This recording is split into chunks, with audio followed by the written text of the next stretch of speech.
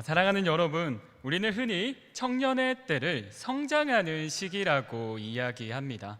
학생은 더 많은 것을 배우고요. 직장에 취직한 직장인들은요, 더 성장하기 위해서 토익 학원도 다니고 회화 학원도 다니며 열심히 살아갑니다.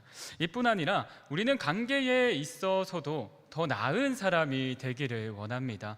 그래서 인품을 어떻게 겸비해야 하는지에 대해서도 민감하게 반응합니다. 그래서 사람들은 자신에게 이렇게 묻습니다. 나는 작년보다 얼마나 성장했는가라고요. 여러분, 우리의 신앙도 마찬가지입니다. 우리도 신앙 안에서 어제보다 더 나은 사람이 되고 싶어 합니다. 그래서 예배도 열심히 드리고요, 교회 봉사도 열심히 합니다. 양육이 있으면 양육을 열심히 듣기도 합니다. 여러분, 이것들이 굉장히 중요합니다. 하지만 여러분, 예배를 열심히 드리고 말씀을 열심히 배운다고 해서 정작 가까이 있는 사람을 사랑하지 못할 수도 있습니다. 신앙생활을 오래 했지만 하나님보다 세상의 기준을 먼저 따라갈 수도 있습니다. 그렇기에 우리가 신앙인으로서 진짜 물어야 할 질문은요, 단순히 나는 교회에 얼마나 오래 다녔냐, 나는 무엇을 봉사하냐, 이러한 질문이 아닙니다. 더 근본적인 질문은요, 나는 하나님이 기뻐하시는 그리스도인으로 성장하고 있는가입니다. 그렇다면 여러분, 우리는 어떻게 진짜 그리스도인으로 성장할 수 있을까요? 오늘 바울은 빌립보 성도들에게 편지를 씁니다. 그리고 우리가 읽은 본문은 이 편지의 서두입니다. 이 편지의 서두를 살펴보며 신앙 성장의 중요한 세 가지 원리를 살펴보도록 하겠습니다. 신앙 성장의 첫 번째 원리는, 신앙 성장은 그리스도 안에서 시작된다는 것입니다. 여러분, 우리 1절 말씀을 함께 읽도록 하겠습니다. 함께 읽겠습니다. 그리스도 예수의 종 바울과 디모데는 그리스도 예수 안에서 빌립보에 사는 모든 성도와 또한 감독들과 집사들에게 편지하노니. 아멘.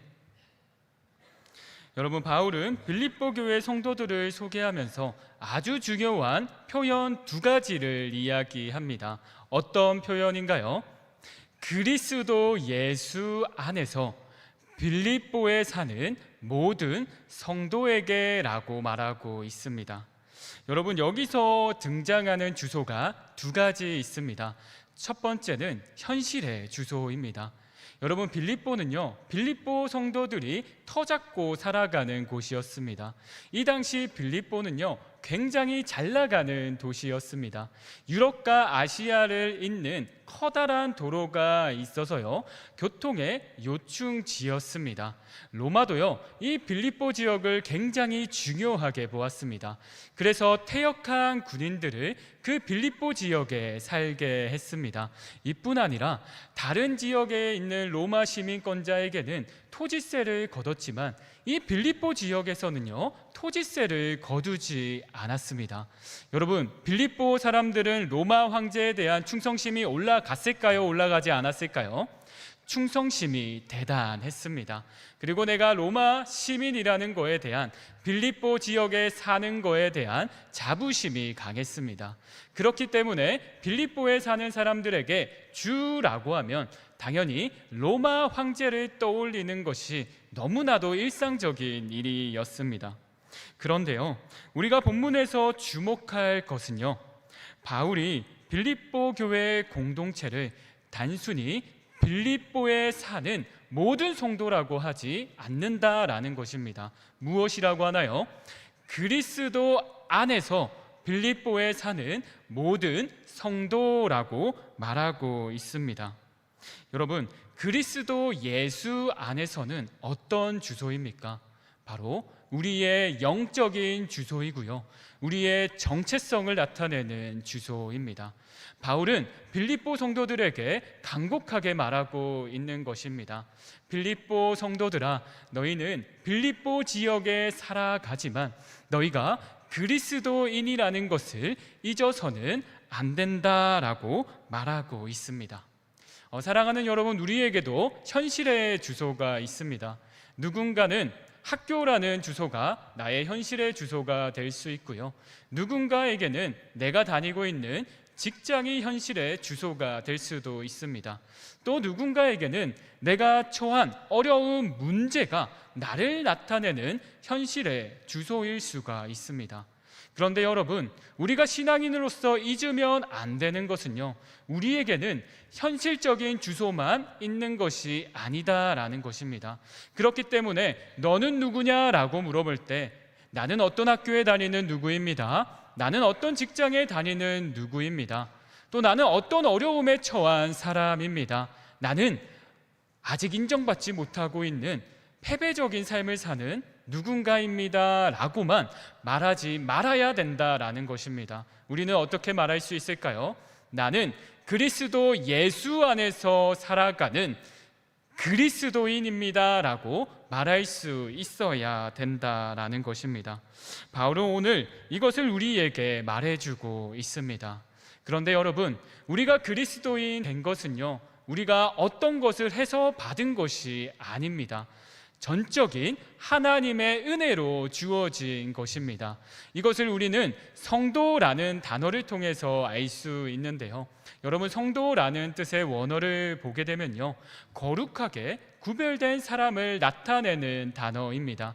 그러니까 우리는 오해하면 안 됩니다. 우리가 무엇을 열심히 해서, 하나님이 원하시는 것을 열심히 해서 성도라는 직분을 받는 것이 아니라 하나님의 은혜로 시작되어서 내가 그리스도인이 되었다라는 것입니다. 여러분, 빌립보 성도들에게도 문제가 없었을까요? 여전히 문제가 있었습니다. 그들은 그리스도인으로서 살아가지만 하나님이 싫어하는 말과 행동과 생각을 합니다. 2장과 4장을 보게 되면요, 열심히 신앙생활을 하지만요, 여전히 미워하는 사람이 있습니다. 그리고 자신의 유익을 위해서만 살아가는 사람들이 있습니다. 그리고 교회 안에 갈등도 있습니다. 그런데도요, 바울은 너희는 성도 아니야 라고 말하지 않고 어떻게 말하나요? 빌립보 모든 성도들아 라고 말하고 있습니다. 여러분, 우리가 그리스도인이 된 것은 전적인 하나님의 은혜입니다. 우리가 이것을 기억할 때 진짜 신앙 성장의 첫 걸음을 내딛게 된다라는 것입니다. 여러분, 우리는 현실을 딛고 살아가지만 우리 안에는 처음과 마지막을 기결시킬 그리스도라는 주소가 있다는 것을 믿고 인지하며 나아가는 여러분 되기를 주님의 이름으로 축복합니다. 여러분, 여기서 이제 우리는 질문이 하나 생깁니다. 그러면 여기서 그리스도 안에서 부르심을 받은 우리는 어떤 힘으로 신앙 성장을 이루어 가야 할까입니다. 이에 대해서 바울은 이어서 말씀하고 있는데요, 우리 신앙 성장의 두 번째 원리가 여기서 나옵니다. 신앙 성장의 두 번째 원리는요, 하나님께서 시작하시고 완성해 가신다는 것입니다. 우리 3절 말씀을 보게 되면요, 바울은 빌립보 교회 성도들을 생각할 때 감사하다라고 말하고 있습니다. 바울은 도대체 왜 감사하고 있는 것일까요? 우리 5절 말씀을 함께 읽도록 하겠습니다. 함께 읽겠습니다. 너희가 첫날부터 이제까지 복음을 위한 일에 참여하고 있기 때문이라. 아멘. 그렇습니다. 빌립보 교회 성도들은요, 복음을 받아들였습니다. 여기서 말하는 첫날은 빌립보 성도들이 복음을 받아들인 첫날, 더 구체적으로 이야기하면 바울이 빌립보 교회를 개척한 그 첫날을 의미합니다. 여러분, 빌립보 교회는요, 바울이 2차 전도 여행 때 가게 된 곳입니다. 바울은 2차 전도 여행을 떠날 때 다 계획이 있었습니다. 내가 1차 전도 여행 때 들렸던 갈라디아 지역을 돌고 아시아로 가야겠다라고 결심합니다. 그런데 아시아로 가는 길이 계속해서 열리지 않는 겁니다. 이것을 바울은 성령께서 막으셨다라고 말합니다. 그리고 잠을 자는데 환상을 보게 됩니다. 유럽에 있는 마게도냐 사람이 와서 우리를 도와달라라고 말합니다. 이에 바울은 영적으로 캐치하여 이것은 하나님께서 우리를 마게도냐로 부르시고 계시다라고 인지합니다. 그리고 바울은 일행들과 함께 마게도냐 지역을 가게 됩니다. 그곳에서 머물게 된 첫 성이 어디일까요? 바로 빌립보 지역입니다. 여러분이 빌립보 지역에서의 선교는 녹록치는 않았습니다. 그 흔한 회당이 없었습니다. 복음을 전할 귀한 장소가 없었던 것입니다. 그런데 바울은요, 복음의 열정을 가지고 포기하지 않습니다. 강가에 나아가 여인들에게 복음을 전합니다. 그런데 웬걸요, 거기에 있던 여인 중에 한 명인 루디아가 이 복음을 믿게 됩니다. 이 루디아는 그 당시 고급 재료인 자주색 옷감 장사인데요, 굉장히 부유해서 남부러울 것이 없는 사람입니다. 그런데 복음을 받아들이게 됩니다. 복음을 받아들이니까 이 복음이 너무나도 좋은 거예요. 그래서 가족들도 함께 복음을 받아들이게 됩니다. 그리고 루디아는요, 이 복음을 받아들이고 어떻게 행할까요? 이 복음을 받아들이고 이 바울의 일행을 섬기게 됩니다. 그런데 우리가 주목할 것은요, 루디아가 복음을 받아들일 때입니다. 우리 사도행전 16장 14절의 말씀을 함께 읽도록 하겠습니다. 함께 읽겠습니다. 두아디라시에 있는 자색 옷감 장사로서 하나님을 섬기는 루디아라 하는 한 여자가 말을 듣고 있을 때 주께서 그 마음을 열어 바울의 말을 따르게 하신지라. 아멘. 여러분, 바울은 복음을 전파했습니다. 그러나 그 루디아의 마음을 움직이신 분은 누구입니까? 바로 하나님이셨습니다. 하나님이 루디아의 마음속에 그 복음을 심기셨기에 루디아는 그리스도인으로 나아갈 수 있었던 것입니다. 그런데 루디아를 전도하고 나서의 바울의 또 복음의 여정은 쉽지 않습니다.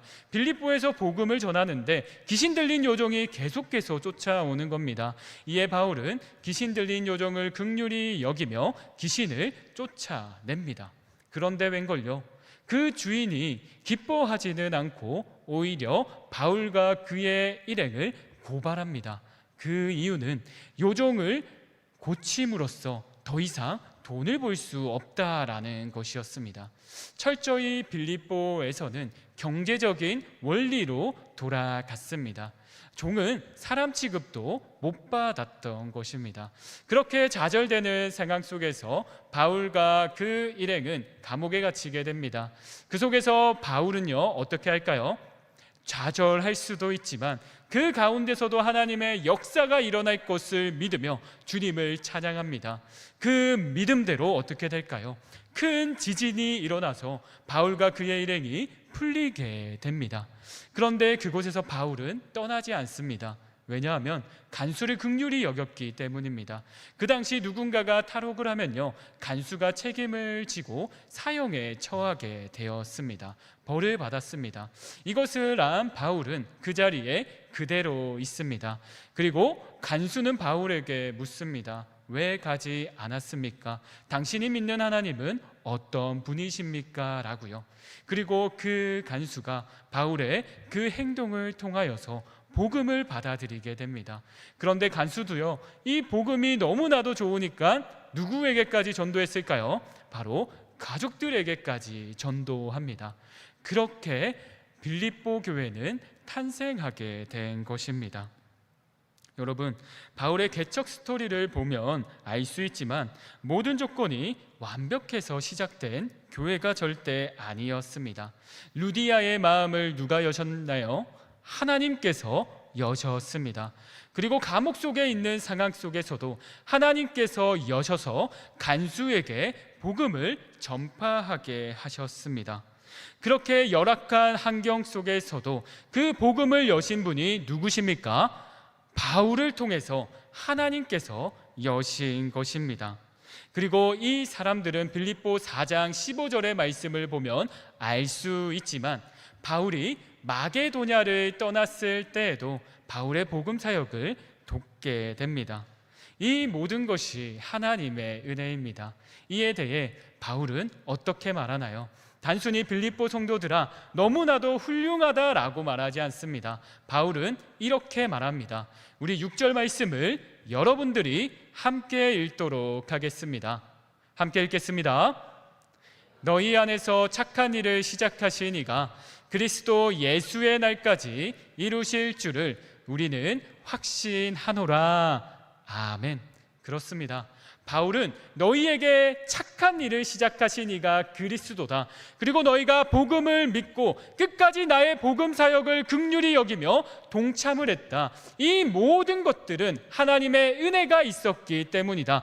그렇기 때문에 나는 확신한다. 너가 살아가는 그 삶들 속에서 때로는 넘어질지 모르지만 하나님께서 너를 붙드실 것이다 라고 말하고 있습니다. 사랑하는 여러분, 우리가 신앙생활을 하면서 가장 낙심될 때가 언제입니까? 나는 왜 이거밖에 안 되지? 라고 생각될 때입니다. 말씀을 듣고 결심했는데 또 넘어집니다. 기도할 때는 하나님을 위해 살겠다고 고백했는데 세상에 나가면 또 비교하고 욕심내고 사람들의 시선을 의식하며 흔들립니다. 그러다 보면 이런 생각이 듭니다. 나는 왜 이렇게 변하지 않는 걸까? 내 신앙은 왜 이렇게 더딜까라고 생각합니다. 그런데 오늘 말씀은요, 우리의 시선을 나 자신에게만 머물게 하는 것이 아니라 네가 얼마나 잘하고 있는지만 생각하는 것이 아니라 너 안에서 누가 일하고 계신지를 주목해야 한다라고 말하고 있습니다. 사랑하는 여러분, 우리의 신앙이 더디게 자라고 있다고 해서 하나님께서 우리를 포기하신 것이 아닙니다. 우리가 넘어질 때가 있다고 해서 하나님께서 시작하신 일이 끝난 것이 절대 아닙니다. 하나님께서 우리 안에서 시작하신 일은 그리스도의 예수의 날까지 이어가실 것입니다. 우리가 포기할지라도 하나님은 포기하지 않으십니다. 그 하나님의 신실하심을 믿고 오늘 넘어졌다 하더라도 끝까지 주님의 옷자락을 붙들며 나아가는 여러분 되기를 주님의 이름으로 축복합니다. 그럴 때 우리의 신앙의 성장에는요, 변화의 흔적들이 나타나게 되는데요. 그 변화의 흔적이 무엇일까요? 변화의 흔적은요, 바로 분별하는 의의 열매로 나타난다라는 것입니다. 우리 9절 말씀을 여러분들이 함께 읽도록 하겠습니다. 함께 읽겠습니다.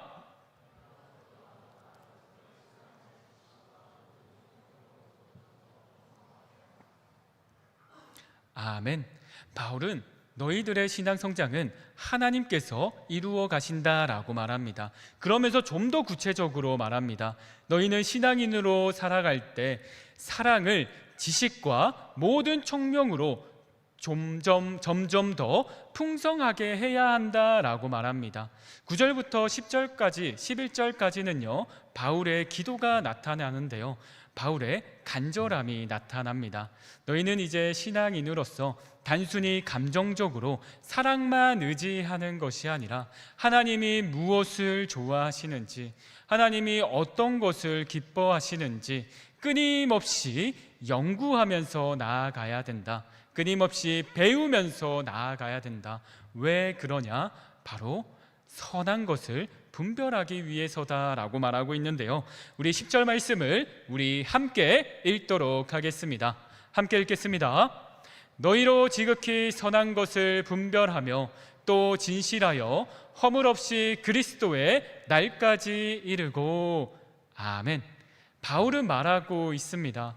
너희들이 하나님을 더 알아갈 때, 말씀을 더 알아갈 때 하나님의 그 성품을 더 알아갈 때 너희들은 삶 속에서 많은 선택을 할 텐데 그 선택에서 하나님의 뜻을 온전히 분별할 수 있다라고 말합니다.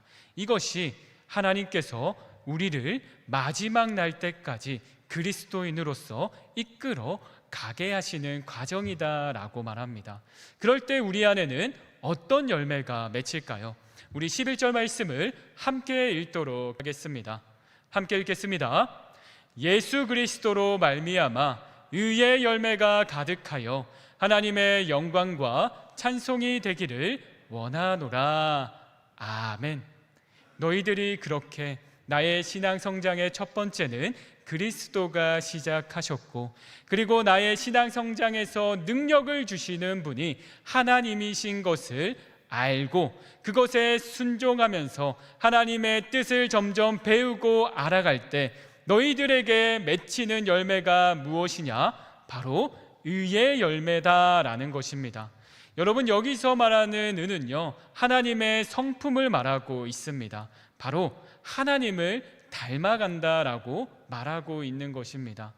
우리의 삶 속에서요, 사랑의 열매가 맺히고요, 자비의 열매가 맺히고요, 하나님께 대한 충성의 열매가 맺히고 내 안에 다른 사람들을 보는 온유의 열매가 맺힌다라는 것입니다.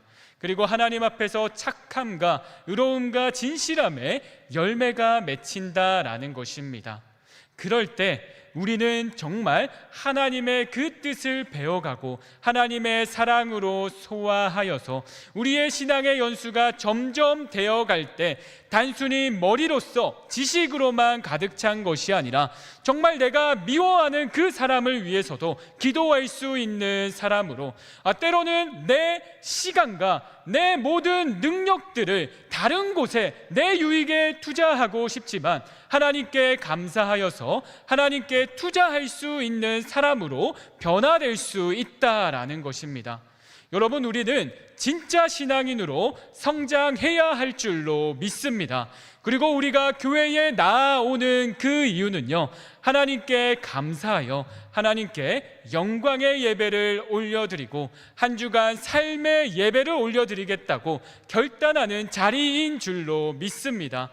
여러분, 진짜 신앙 성장은 어렵지 않습니다. 하나님께서 시작하셨고 하나님께서 우리를 외면치 않으실 것입니다. 우리는 그 하나님을 의지해서 때로는 넘어지더라도 그 하나님의 옷자락을 붙잡으면서 나아가는 여기에 모인 모두 되기를 주님의 이름으로 축복합니다. 여러분, 아이들을 보게 되면요, 금방금방 자랍니다. 그런데 미세하게 조금 자랐네 라고 생각될 때가 있습니다. 그런데 진짜 키를 재게 되면요, 굉장히 크게 자란 것을 발견하게 됩니다. 우리의 신앙 성장도 똑같습니다. 내가 볼 때는요, 나는 왜 이렇게 조금 자랐지? 나는 왜 이렇게 미세하게 자랐지?